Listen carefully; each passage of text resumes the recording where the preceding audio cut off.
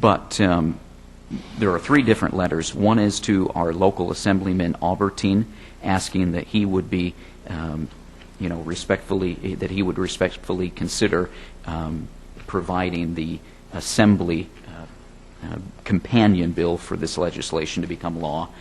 The other letter, the second letter, is to our state senator James Wright, asking him to co-sponsor that particular legislation, Senate Bill 821. And keep in mind, in his correspondence to Mr. Doldo, who was kind of spearheading this effort, Senator Wright said that he believed that this was good legislation and that would go a long way in helping to protect children and families, both here in our community and those vacationing.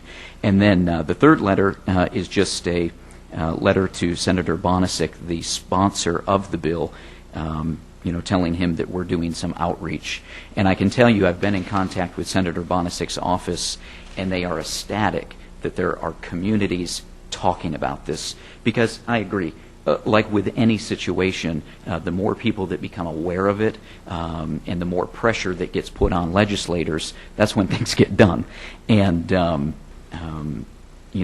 more and more people that I have talked to, they have literally been surprised, like I know I was, and I know Councilman Smith, and I think others were as well, that this practice continues and there is no notification. So just as a reminder, those residents came to us, made us aware, asked for us to do, something, whatever we could, and the specific issue was about notification, placing them, in these hotels and motels. And here's what I told the city manager earlier today. I believe if this legislation is passed and it's mandatory that hotels and motels have to post, I know if I'm checking into that hotel with my family and I see that notification, I'm going to choose another hotel. And I think probably most families would do that. And so I think it kind of, in a de facto way, will end the practice, because you could see a lot of hotels and motels seeing that they're going to be losing a lot of business by doing this. Ultimately, does this solve the problem completely? No. But in my mind, I have to ask myself, and I think we all do, could this legislation do something positive? I think it can, and I think it could at least start the ball rolling in the right direction. Ultimately, there needs to be another scenario, and I know there is other legislation. There is a lot of legislation out there, but just because there's a lot doesn't mean that we can't look for some that we think is good, that directly addresses issues that people have brought to us, and try to do something with it. So I'm not going to go on and on about it. It's just the changes were made. Some folks at the last meeting said they'd be willing to sign it. I certainly would appreciate it. I know the folks that we're representing that have concerns about this issue would appreciate it. And I'll kind of leave it at that. Thank you. Mr. Smith, any new business? Just in regards to the letters, I think that the mayor's letter kind of addresses the concerns, and my understanding is I don't think that the residents were concerned about notification. They were concerned about placement, period, as any neighborhood or any residence surrounding where sex offenders are placed. And the notification, let's be clear on this, it isn't, if this law were, Assembly Bill 821 was passed tomorrow, every motel and hotel in the state of New York wouldn't have a posting if a sex offender was staying there. They would only have a posting if a sex offender was staying there and they were receiving monies from a government agency. So any sex offender could, let's be clear on that. So it's not this blanket notification. No, and our letter is clear now on that issue. And I've had conversations with the folks in the community that have, initially brought the concerns to us, and they believe this is a good step. Because, again, the travel... Once the neighbors brought the issue, it wasn't as if your letters are the first step. The first step has already been taken in that the mayor, as the head of the city, contacted the county, and we notified the county that we would like them to do something about ending this practice. So steps have been taken, and I think you immediately, after that night, and the mayor sent the letter, and I told us he was sending the letter, you went to the county and expressed those concerns also. So we have taken steps, and I have to concur, as you know, I think that the mayor's letter to the governor is doing that, and I support that letter. Can I ask you a question, Councilman? Yes. Could doing this hurt in any way? Hurt? What, sending? Could this body coming together to say, Senator Wright, Assemblyman Albertine, Senator Bonisic, and whoever else, we really have a concern here. You know, that registered sex offenders are being placed in hotels and motels within our community.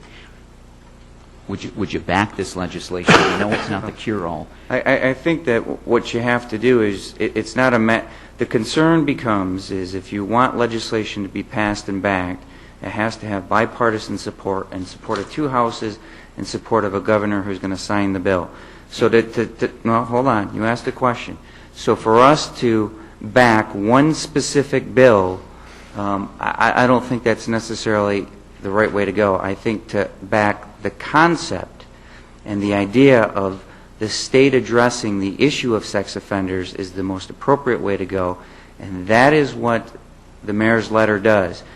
By backing one specific bill, you put us in a corner that this legislation may have no chance of passing. Now, I'm not a member of state government in terms of Assembly or Senate or the governor's office, and by stamping one specific bill when there's numerous bills out there, what if this is the least?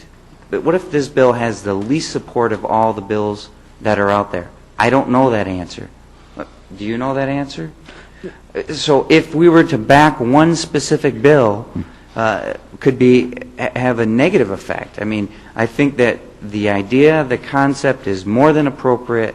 I think that's what the mayor's letter does, and that idea, that concept of the state getting its act together and passing legislation, introducing legislation that will have the chance to pass both houses and be signed into law is the most appropriate way to go.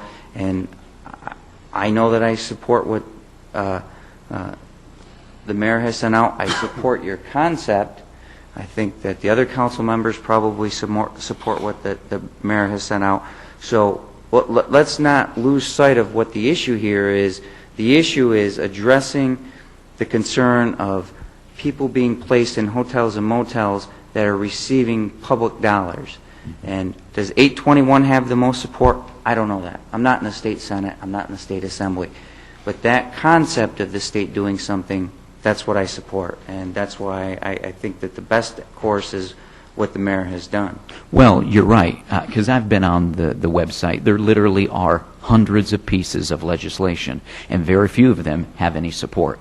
That's why, for example, when I was talking to some of the staff there at Senator Bonisic's office, they said, this is wonderful that communities are starting to talk about this, because a lot of people aren't aware of the practice, and the more communities that start talking about it and putting the pressure, one of these is going to get the support that it needs. And I generally tend to be, you know, an optimist, but I think you're a little bit more optimistic than I am in terms of Albany getting its act together and doing something about it.